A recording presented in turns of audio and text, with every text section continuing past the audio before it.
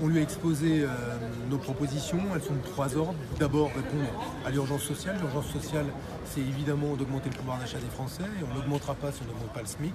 250 € net, c'est notre proposition, les minima sociaux, les pensions. Si on n'ouvre pas une négociation salariale, il est temps de redonner de la force aux syndicats et de mettre le patronat devant ses responsabilités pour que la question salariale ne soit plus un tabou, mais aussi, parce que sur le pouvoir d'achat, on peut aller plus loin, de faire en sorte de remettre en cause les baisses d'APL, comme l'augmentation de la CSG pour les retraités, autant de mesures sociales importantes, et par ailleurs, un moratoire le 1er janvier sur l'augmentation du carburant, tout en ayant, malgré tout, l'objectif de maintenir le cap sur la transition écologique, en finançant celle-ci par qui?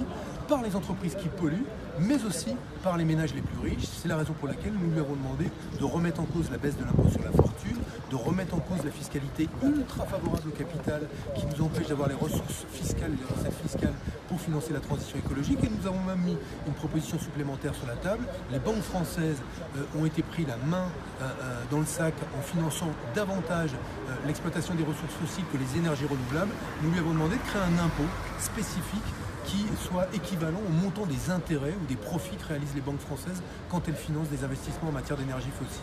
Et enfin, sur le moyen et long terme, notre proposition, c'est de faire respirer la démocratie. Les institutions de la Ve République ne tiendront pas 3 ans et demi comme cela, avec des corps intermédiaires affaiblis, des collectivités locales asphyxiées et une puissance publique au niveau central qui ne fonctionne plus parce qu'elle s'est trop technocratisée.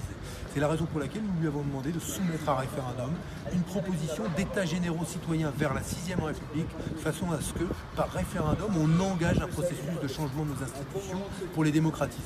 Urgence sociale, une nouvelle répartition des richesses pour financer la transition écologique et enfin une réponse démocratique de long terme. Voilà le sens des propositions de Génération faites au Premier ministre. Maintenant, nous attendons ses réponses. Espérons qu'il aura été attentif à celle-ci. S'il ne l'avait pas été, s'il décidait d'y rester sourd, comme Emmanuel Macron est resté sourd à toutes les protestations sociales depuis des semaines, il prendrait une immense responsabilité dans la déstabilisation durable de notre pays.